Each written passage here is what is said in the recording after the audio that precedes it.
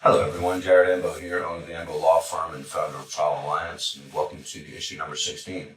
Our topic for the day is mindfulness and mindlessness. So what does that mean? Well, today, reading the Daily Stoic, the topic was mindlessness, mindless work, mindless action, doing the thing out of some habit only, right? Going to an employee perhaps and saying, well, why have you done this in this particular way? And the answer being, well, I just do it like that way all the time. Or myself, right? Why do I take this act every day? Why do I take this action every day? Right? Well, I just do it every day. It's just the way that it goes, right? And I'm not talking about putting your socks on or putting your pants on with your left leg first or anything, although there's something to be said for sort of changing that stuff up too, right? For not sort of falling into these all the time habits in the same way you do the same thing all the time. But I'm also the school that I think that there's something to be said, for doing the same thing a lot. I wear the same 3 or 4 or 5 ties. I have 50 of them. Why is that? I have 15 or 20 suits. I wear the same 2 or 3 or 4 suits all the time. Why is that? Well, because I really don't want to think about it. I mean, if I could get away with wearing the same suit every day, I'd wear the same suit every day. If I could get away with wearing the same tie every day, I wear the same tie every day. Now, there are times where I'm going out with my wife where I want to put a little more thought into it, a little more thought into looking a particular way, or, for her, right? And for me, and to feel good about myself. But going to work, going to the office, going to the courtroom to do something substantive or not, I'd wear the same thing every day if people wouldn't look at me crazy and be like, hey man, I've had that on every time I've seen you for the last month. And that has to do with the fact that I hate wasting thoughts and energy on, doing things that I think are silly. But what I'm talking today here is more about the mindlessness of action and behavior that we're not considering how we could have an effect in our lives, right? In ways that are effective, right? Or the mindless behavior that we undertake in the jury trial arena. And I'll tell you that in the jury trial arena, it's prevalent, right? In any courtroom proceeding, it's prevalent because when the situation gets stressful and it's uncomfortable, or it's in an environment we don't know or understand, we take comfort in, okay, I'm just going to do the same thing. I'm just going to do the same thing. I'm just going to do the same thing. And again, there's some merit to that, but we must do that in a mindful way, right? We must know that we're making the choice to do that because it's comfortable and because I know it's the way that it is. We have these discussions. We have these discussions all the time when I would go to LSU to do some, like coaching or judging in these mid-court competitions or these competitions between the students, and the student would invariably walk up to do something like present a piece of evidence in the trial court, and so the student would say, get up and skip through the process, right?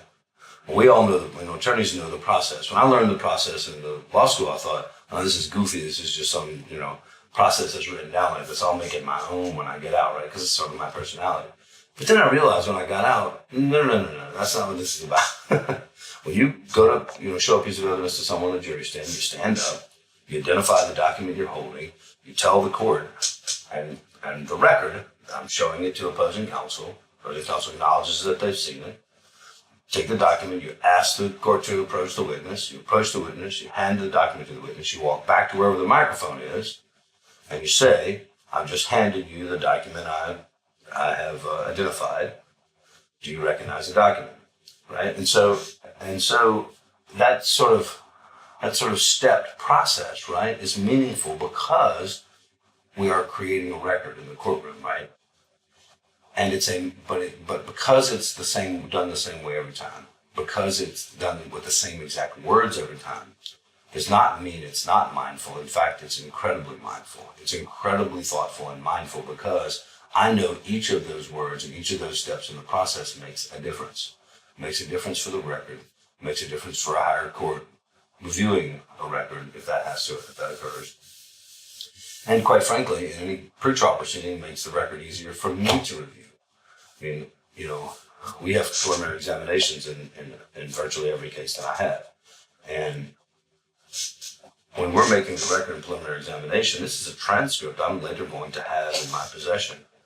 And so if I don't create that record, if I don't do exactly what I've just said I'm doing, then how do I know what document I'm talking about?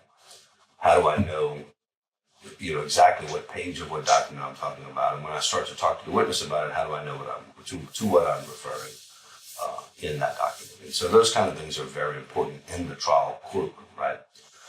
But they're also important personally. And so let me tell you what I've been up to since about May 1st of last year, March, April. Yeah.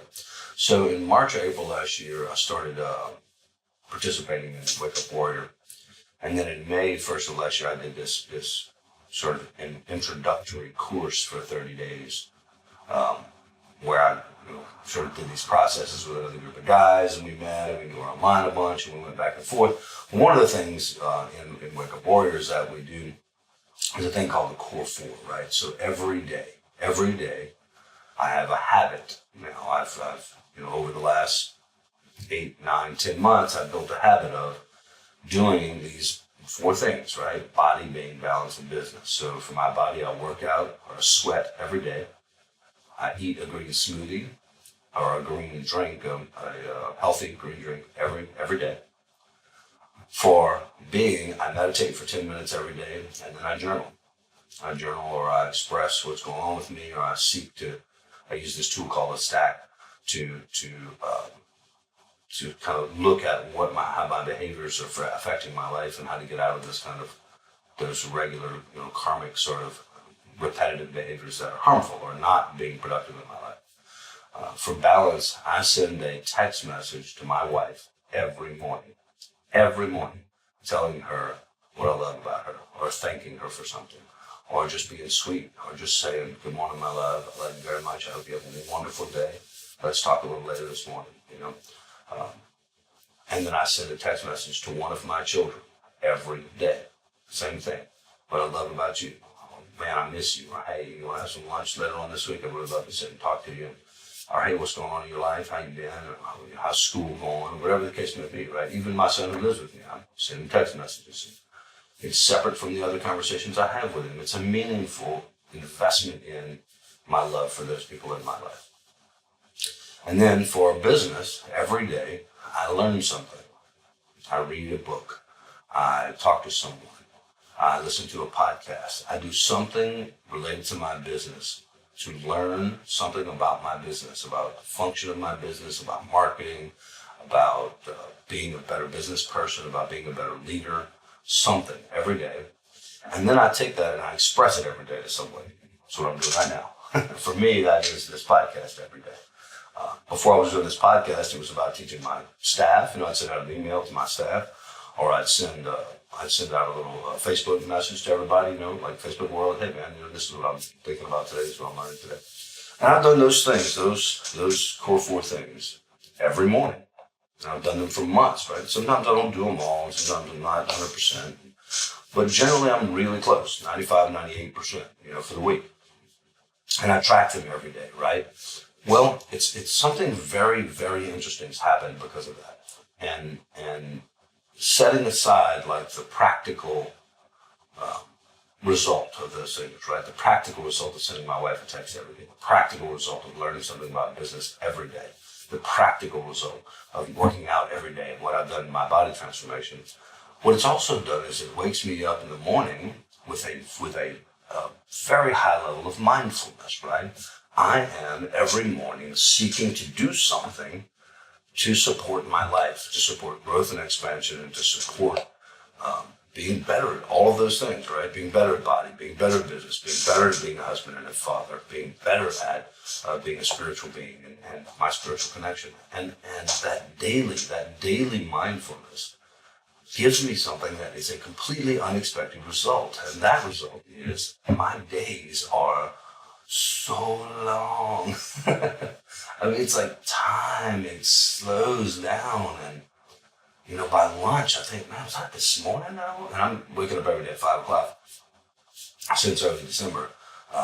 And so I think, man, was that this morning that I did all that stuff? By dinner, when I'm done with the work day and I get home, I'm in such a mindful space of paying attention to what's going on in my life and participating in such an active way in my life, not just sort of letting it all happen, right? And I'm being so actively participating that when I get home at night at 6:30, and I'm or 6 o'clock or 5:30, whatever the case may be, and I'm hanging out with the wife and the kids and talking about eating, or we are eating, and I think, God, that's not this morning that I got up and went and worked out. And like, sometimes I think, do I need to work out again? Did I work out this morning? It's like, yeah, you work out every morning. It's crazy. It just doesn't feel like it was this morning. And every day feels like 4 or 5 days. Every week feels like a month. And not only from the perspective of what I'm doing and being mindful, but what I'm accomplishing and the things that I'm doing every day. The mindfulness itself, the mindfulness is creating this like expansive time for me to get things done. It's really been an really incredible experience. And so the question that I'm going to think about today, and the question I'm actually going to pose to my employees, to my son, to the people in my life is, where are you being mindless? Where are you doing work that you're just doing because it's habit, and you're doing it in a mindless way, right? Again, habits are not bad. Doing these things every day is not bad. Having a sort of process every day, in fact, is streamlining and it's efficient and it's great. But it nonetheless needs to be a mindful process, right? You need to know why it is that you're doing it. You need to ask those internal questions of, why am I accomplishing this goal every day? Why am I doing it in this particular manner every day? What is this serving, and how can it serve me better? Do I need to change it?